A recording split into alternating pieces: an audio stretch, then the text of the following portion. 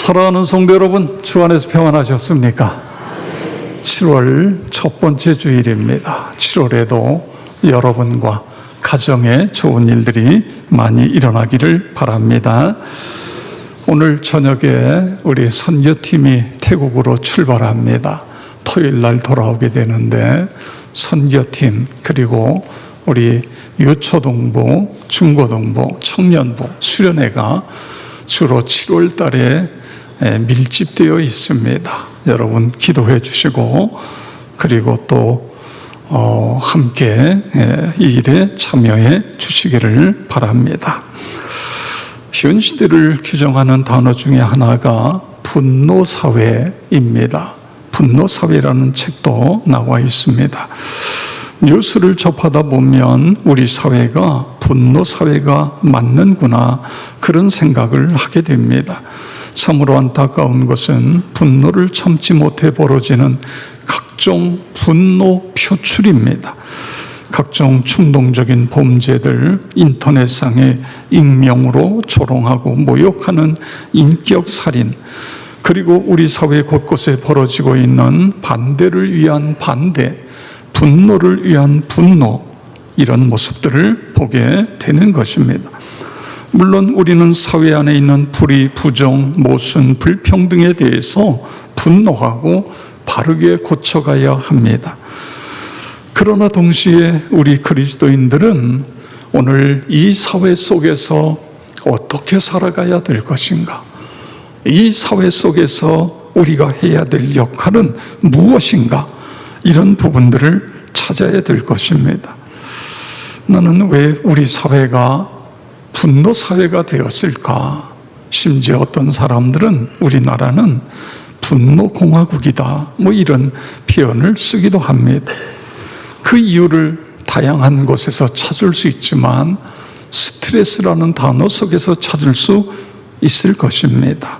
어떻게 보면 우리나라는 스트레스 지수가 참 높다, 그런 생각을 갖게 됩니다. 한국보건사회연구원이 어린이들을 대상으로 전 세계의 어린이들이 받는 스트레스 지수를 조사를 했어요. 그랬더니 네덜란드가 16.8이고 프랑스가 20.8입니다. 그런데 우리나라는 어린이들이 스트레스를 받는 게 50.5인 것입니다.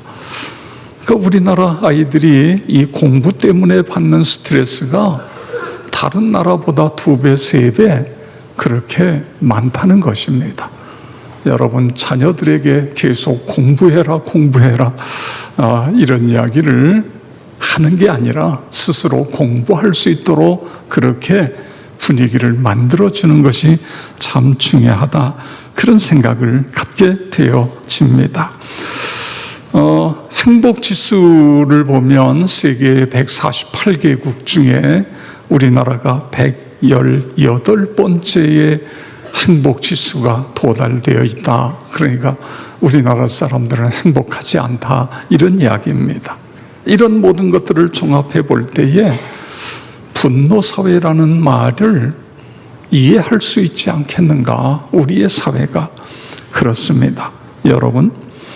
여러분은 이 스트레스, 분노 이런 것들을 어떻게 해결하고 있습니까? 물론 스트레스를 푸는 방법은 잠을 잔다든가 운동을 한다든가 내가 좋아하는 취미 활동을 한다든가 숲이 우거진 그 오솔길을 걷는다든가 이런 것들이 어떻게 보면 이런 스트레스를 풀 수 있는 좋은 기회입니다.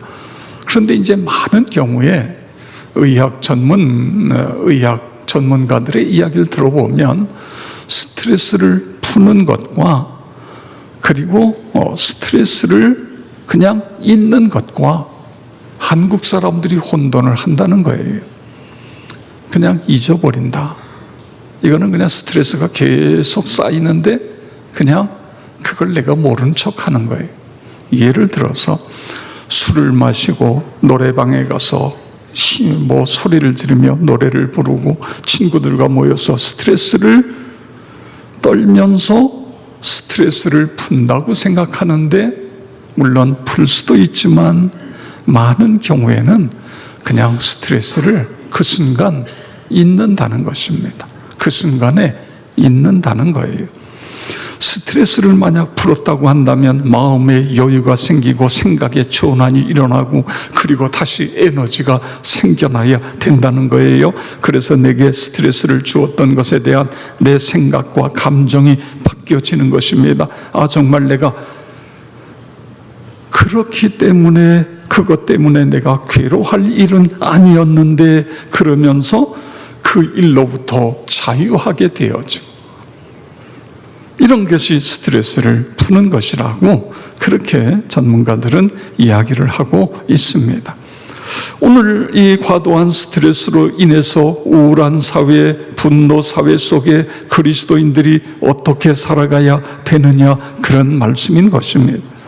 오늘 마태복음 5장 9절에서 우리는 거기서 답을 찾을 수 있어야 됩니다. 우리 한번 다 같이 읽겠습니다. 화평케 하는 자는 복이 있나니 그들이 하나님의 아들이라 일컬음을 받을 것이며. 아멘. 예수님께서 8가지 복을 말씀하셨는데 그 중에 하나가 화평케 하는 자들은 복이 있다. 그들은 하나님의 아들, 딸이 된다. 이 말씀을 하고 계십니다. 여러분, 여기서 우리가 뭘 찾을 수 있습니까? 예수님은 화평을, 평화를, 화목을 아주 중요한 가치로 여기고 있다는 것을 우리는 그것을 찾을 수 있어야 됩니다. 너무너무 소중하게 여기는 가치이시기 때문에 8가지 복 중에 하나를 여기다가 기록해 놓은 것입니다. 마태복음 5장 23절 24절에 보면 예수님이 이렇게 말씀하세요. 예물을 제단에 드리려다가 거기서 내 형제에게 원망 들을 만한 일이 있거든, 생각나거든 예물을 제단 앞에 두고 먼저 가서 형제와 화목하고 그 후에 와서 예물을 드리라. 그래야 하나님이 받으시는 예배가 된다는 그런 말씀인 것입니다. 여기서 예수님께서 말씀하신 화목, 화평이라는 헬라어 단어는 에이레네입니다. 바른 관계, 사이좋은 관계, 즐거운 관계, 좋은 관계를 이야기하는 것입니다. 화평이라고 하는 것은 하나님과 나와의 관계가 정상적인 관계가 되는 거예요. 나와 내 내면의 사람, 그리고 나와 다른 사람, 나와 이 자연의 관계가 좋은 관계가 되어질 때에 내 마음속에 화평이 온다는 그런 말씀인 것입니다. 여러분, 그런데 이 화평이라고 하는 단어는 예수님께서 중요하게 여기시는 핵심 가치일 뿐만 아니라 오늘 이 세상이 요구하는 보편적인 또한 가치인 것을 우리는 잘 알고 있습니다. 여러분은 평화로운 것 가운데에 거하기를 원하십니까? 그 반대인 분쟁과 다툼과 전쟁, 그런 데에 거하기를 원하십니까? 이 세상에 있는 모든 사람들은 행복해지고 싶은 거예요. 평화로운 세상에서 살고 싶은 거예요. 그런데 오늘 예수님이 말씀하신 이 화평에 반대되는 개념은 분쟁, 다툼, 시기, 싸움, 전쟁, 이런 것이 반대 개념인 것입니다. 그리고 그 결과는 결국은 비참하게 되어지는 것입니다. 그래서 로마의 정치가 키케로는 나는 가장 정의로운 전쟁보다 가장 불공평한 평화를 즐긴다, 이런 말을 했습니다. 다이너마이트를 발명한 스웨덴의 노벨은 다이너마이트가 문명에 기여하는 모습을 보고 너무너무 좋았어요. 그런데 나중에 이 다이너마이트가 세상에 수많은 사람을 죽이는 테러와 전쟁의 무기로 전락하는 모습을 봤어요. 너무너무 안타까운 거예요. 이것이 모든 인류에 기여해야 되는데 사람을 죽이는 살상무기가 된 그 사실을 생각하면서 그는 자신이 죽을 때에 15개의 공장을 팔아서 이 세상의 평화에 기여한 사람들에게 상을 줘라. 이게 노벨 평화상, 노벨상이 되어진 것입니다. 이처럼 평화는 인류가 반드시 이루어야 될 중요한 가치인 것입니다. 성도 여러분, 화평케 하는 자는 복이 있나니 그들이 하나님의 아들이라 일컬음을 받을 것이라고 하는 이 말씀을 늘 묵상하시기 바랍니다. 하나님, 화평케 하는 사람 되게 해 주십시오. 내가 먼저 주님의 복음으로 말미암아 화평케 되고, 그리고 내가 가는 곳마다 거기를 평화의 장소로 만드는 그런 화평의 사람이 되게 해 주시옵소서. 오늘 이것이 예수님이 중요하게 여기는 가치라고 말씀을 드렸는데, 그러면 우리가 어떻게 화평케 하는 사람이 될 수 있느냐, 그거예요. 그것도 예수님에게 답이 있는 것입니다. 예수님이 이 세상에 오신 것은 우리에게 화평을 주시기 위해서 오신 것입니다. 그래서 그분을 내 마음속에 모셔 드릴 때에 거기에 평화가 이루어지는 것입니다. 예수님은 이 세상의 평화의 왕으로 오셨습니다. 오랜 기다림 끝에 예수님이 오셨어요. 예수님 오시기 전 700여 년 전에 하나님은 이사야 선지자를 보내서 내가 왕을 보내는데 그 왕은 평화의 왕이다, 그렇게 말씀하셨습니다. 이사야 9장 6절 우리 다 같이 함께 읽겠습니다. 이는 한 아기가 우리에게 낳고 한 아들을 우리에게 주신 바 되었는데 그의 어깨에는 정사를 메었고 그의 이름은 기묘자라 모사라 전능하신 하나님이라 영존하시는 아버지시라 평강의 왕이라 할 것임이라. 아멘. 메시아가 태어날 텐데 그 아기로 오신 메시아 예수, 그분의 양 어깨에 정사를 맸다는 것은 바로 탁월한 능력을 갖고 인간의 고통을 짊어지시기 위해서 오셨다는 것입니다. 그 이름이 기묘자, 초월성을 가지신 분, 모사, 완전한 지혜를 갖춘 구원자, 그런 뜻입니다. 그런데 그분은 전능하신 하나님, 영존하시는 아버지, 불멸의 하나님이신데 평강의 왕이라. 예수님이 이 세상에 오시는데 평강의 왕으로 오신다, 그런 말씀인 것입니다. 여러분, 그렇습니다. 예수님은 이 세상에 오셔서 십자가의 보혈로 하나님과 원수 되었던 우리에게 은총의 상태로 돌려주신 것입니다. 그래서 하나님과 우리의 사이가 평강의 상태로 바뀌어진 것입니다. 로마서 5장 10절에 보세요. 곧 우리가 원수 되었을 때에 그의 아들의 죽으심으로 말미암아 하나님과 화목하게 되었은지. 어떻게 화목하게 되었다고요? 예수님이 십자가에 피 흘려 우리의 죄를 대신해서 죽으심으로 말미암아 하나님과 우리 사이에 화목하게 되어졌다. 그래요. 그래서 예수님이 탄생하실 때에 천군 천사들이 찬양을 하는데 그들의 찬양의 내용이 무엇입니까? 지극히 높은 곳에는 하나님께 영광이요 땅에서는 하나님이 기뻐하시는 사람들 중에 평화로다. 할렐루야. 예수님이 평화의 왕으로 우리에게 오셨다는 사실을 천군 천사들이 찬양하고 있는 것입니다.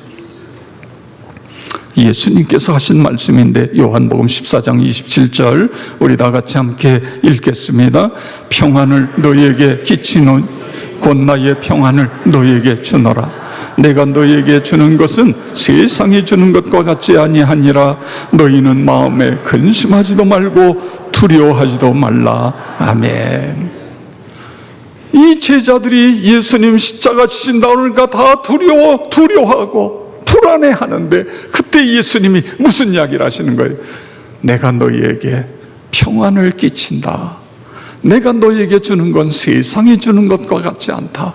세상이 주는 건 잠깐이지만 내가 주는 평안은 영원하다. 할렐루야. 그렇습니다. 예수님께서 이 세상에 우리에게 오신 것은 우리를 죄 가운데서 구원하셔서 평화를 주시기 위해서 우리에게 오셨다는 사실을 우리가 믿는 것입니다. 그래서 어떻게 해야 된다고요? 그 평화의 왕으로 오신 예수님을 내 마음속에 모셔드리는 거예요. 이거를 성령 충만, 이렇게 표현하는 것입니다.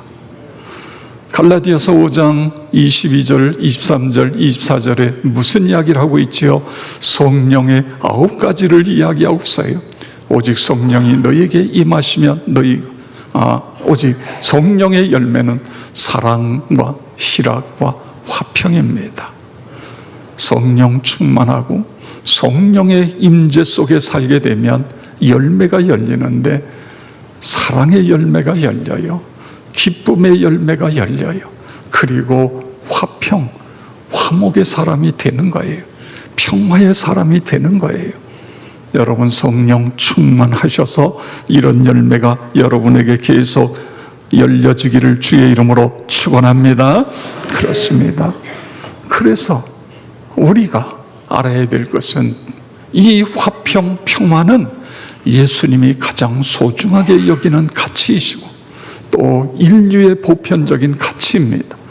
동시에 그 예수님이 우리를 평안으로 인도하실 수 있다는 거예요. 우리를 화평으로 인도하실 수 있는 분이 예수님이에요. 그래서 그 예수님이 우리에게 성령님을 보내주셨어요. 예수님의 영인 성령님이 내 안에 들으셔서 우리가 그 안에 거하는 삶을 살아가야 됩니다. 주님의 임재 안에 살면서 주님의 임재 속에 주님의 임재하심에 집중하는 그런 삶을 살아가는 것입니다. 그러면 기쁨의 영이신, 그리고 사랑의 영이시고, 그리고 화평의 영이신 그분이 우리를 화평의 사람으로 만드는 거예요. 내 마음속에 기쁨과 평강이 흘러 넘치게 되는 것입니다. 그리고 거기서 끝나는 것이 아니라 우리가 나아가서 평화케 하는 사람이 되는 거예요. 평화를 만들어가는 사람이 되어지는 것입니다. 여러분, 여기서 중요한 것은 그분의 임재 속에 살아가는 것입니다. 성령 충만이라는 것은 한순간 성령 충만했다가 성령 충만하지 않을 수도 있어요. 그래서 우리는 지속적인 성령 충만이에요. 이거를 성령의 임재라고 표현하고 있습니다. 그분의 임재 속에 살아가는 것입니다.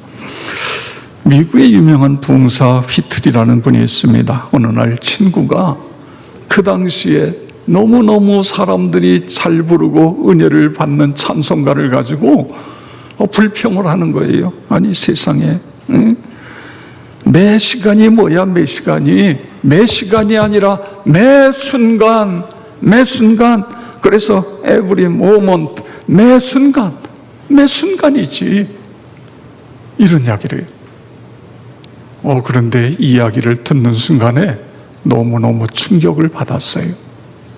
내가 부흥사인데 나는 매 시간 하나님의 임재를, 하나님을 찬양한다, 그것을 그렇게 좋아했는데 이 친구는 매 시간이 아니라 매 순간, 항상, 언제나.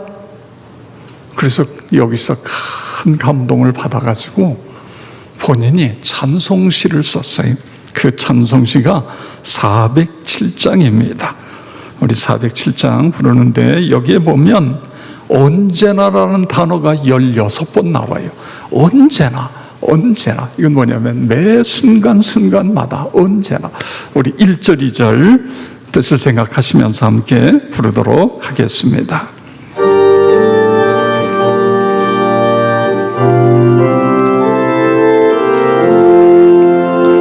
구주와 함께 나서갔으니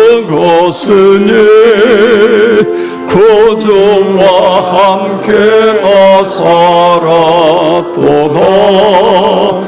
영광의 그날에 이르도록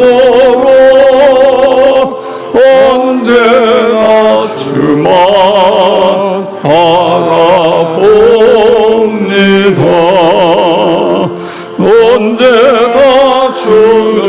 날 사랑하사 언제나 새 생명 주시나니 영광의 그날에 이르도록 언제나 주만 바라봅니다. 맘속에 시험을 받을 때와 무거운 근심이 있을 때에 주께서 그때도 같이 하사 언제나 나를 도와주시네. 언제나 주는 날 사랑하사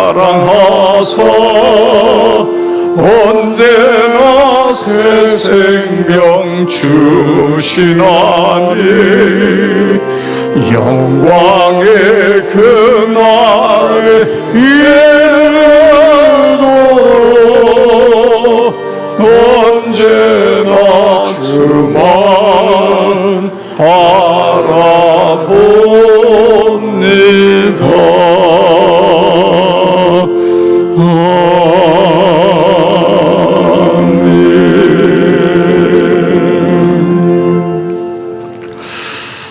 이런 아름다운 찬송이 나오게 되는 데에는 항상 동기가 있습니다.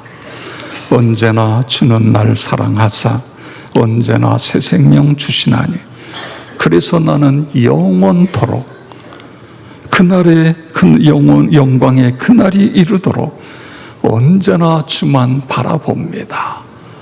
여러분 언제나 주님만을 바라보시기 바랍니다. 그분의 임재 속에 살아가시기를 바랍니다.